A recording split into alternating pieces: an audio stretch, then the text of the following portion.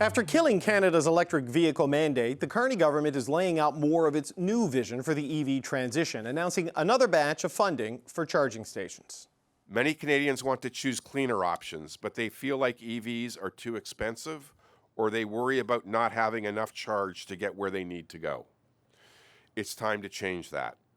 That's why our new government is bolstering our support for the National Charging Network, and together with a new regulatory approach and purchase incentive program, this will give Canadians confidence. So today's announcement includes over $84 million in new funding for charging stations, which the Liberals say will create more than 8,000 new EV chargers. That stacks with the $1.5 billion in charging investments they promised in the auto strategy last week, which the Liberals say is a tripling of the money through the Canadian Infrastructure Bank.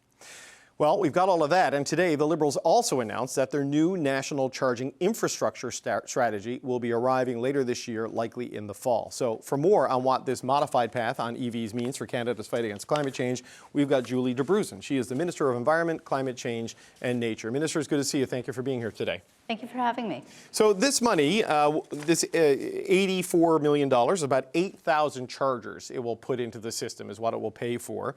But a 2024 report from Natural Resources says Canada needs almost 450,000 public EV chargers, and we've only got about 45,000. So how much does this move the needle? Well, definitely today is a good step forward, and it builds on what we announced last week as well, which is that as part of the auto strategy as a whole, we're going to be increasing investments, as you mentioned, through the Canada Infrastructure Bank. We're tripling that amount of money to help support creating more infrastructure for charging cars right across our country. And we know that that's what Canadians want. We've heard from Canadians that one of the things that holds them back from the decision to buy a car is range anxiety. And so putting these investments in, and the further ones that we made today, is showing a responsiveness to that about how we're going to build the right ecosystem. But you know, that 2024 report that I referenced, 450,000 public EV chargers. This moves us from like 10% of the way to 12% of the way, you know, in rough math, but also 12 million home chargers by 2035. Now, I appreciate that's based on a 100% EV mandate, and you've walked that back. But that is an enormous and an expensive gap that I don't even know if $1.5 billion is going to get you there. Well, what we're doing, and it's something that we're really thinking about throughout how we're working forward, is we're using public dollars to incentivize also private investment in the charging network, and so that's the other important step in it. And we are seeing more and more private businesses who are stepping up and saying that they're going to put charging infrastructure at their place of business. For example, Tim Hortons made an announcement not that long ago. So we're going to see more and more of them coming up as more people buy EVs. They're really connected. The more that we see people making the decision to purchase EVs, when we say things like we're putting in rebates to help encourage people to buy EVs, then that creates the general system where more and more private industry is also going to be saying it makes sense for us, for our business, to build the charging infrastructure at our places of business as well. Right, but so what's the public exposure on that? Because, you know, I don't know if this goes through the major projects office at some point, or if you have to give incentives or cost sharing, but you know, for these private entities, like say a Tim Hortons, to build out charging infrastructure, like I see this at IKEA when I go there with my kids. I mean, does the government need to be in on that, or how do you incentivize that, and what's the limits of the exposure? No, well, exactly, like as you had pointed out, the IKEA example, and frankly the Tim Hortons as well. Like, what we're showing is if we show the commitment as a government and as a country that we are going to be moving towards more electric vehicles on the road, that creates a business case for people for industry to choose to put in more charging infrastructure. So it's actually, some of it is the signal, just the signal through the rebates, a signal through the fact that we've put out an auto strategy as a whole that shows that we're moving towards electric vehicles as a country. That creates the private environment for putting in these chargers. But then in addition, we're putting in public dollars, like what we announced today with the 8,000 chargers, because there are places also where it might make more sense for it to be publicly funded. There might not be the same business case. Okay. So, look, I know a lot has changed on environmental policy and views on environmental policy in this government in the past little while, but I go back to 2023 because the EV mandate was the signal at the time. And now you're talking about different signals.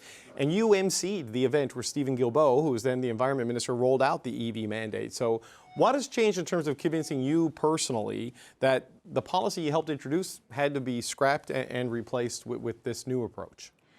The new approach, the way I see it, is really centered in, it's not just a regulation on its own, but how do we move so that we're building a unifying policy that really takes in the whole system? And that's really what I thought was important about the way we went forward last week. The auto strategy is a strategy as a whole. It's about the vehicles that we're going to be manufacturing and how do we incentivize more investments in manufacturing EVs right here in Canada. But at the same time, how do we support Canadians on affordability through rebates? How do we build the charging infrastructure?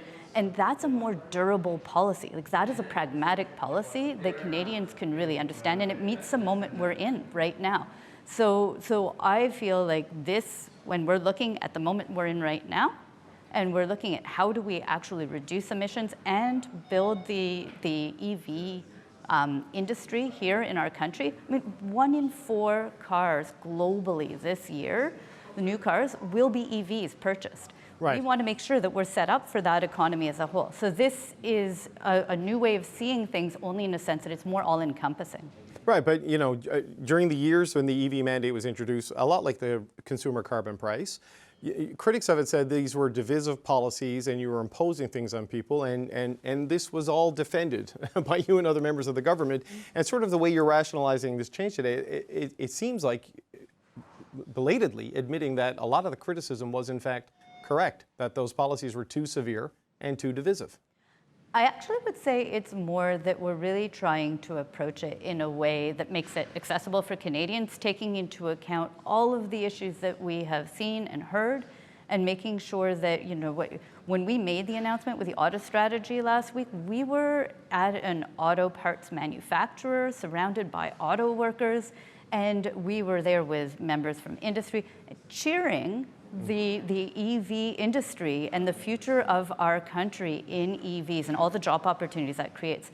So I think it's more of a point of right now looking at it and saying, like, how do we make sure we're setting up our country for success? And in a moment, frankly, where we're also seeing that the auto industry is being impacted by unjustified tariffs from the United States. So how do we set ourselves up for success?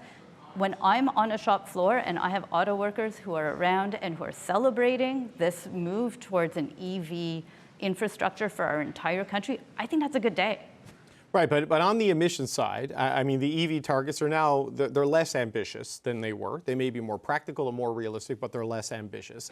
And that also means an adjustment in sort of what the emission savings would be, going from 100% of new vehicles being electric in 2035 to saying emissions equivalent to 75% of new vehicles being electric vehicles. So that could be through the tailpipe regulations and other things.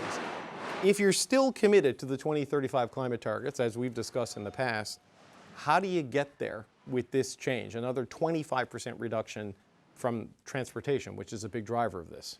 Yeah, it's actually not a 25% change in the megatons. And when we look at it, there's a climate competitiveness strategy that we put in the budget, set out some of the most important pieces. So the industrial carbon price, methane regulations, and we actually tabled the enhanced methane regulations. We finalized them in December. That's about 400 megatons just from those regulations.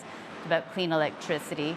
And when we're looking at this step that we've taken with EVs, that's a further over 300 megatons. I think it's about 316 megatons is the preliminary estimates on the modeling right now.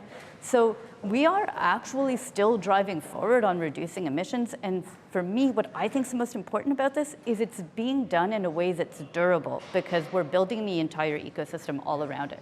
So to me, having a policy that's not just on paper looking good, but that we have all of the pieces to make sure that it's set up for success, that's more important. Okay, you're going to have to help me with the math, Minister, because I know you said 1 in 4 cars sold globally are electric. That's not the case in Canada. It's likely not to be the case in Canada for quite some time.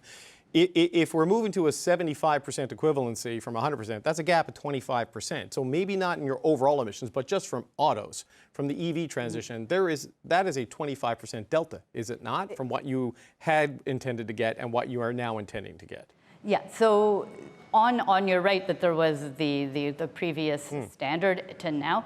That isn't the same, though, as what the emissions reductions would be from that change. And I'll say one more thing, which is there's usually seen as a bit of a tipping point. Once we get to a certain number of electric vehicles that are on the market, once we have that charging infrastructure, once we meet the affordability, because they're actually cheaper to operate, they're cheaper to maintain.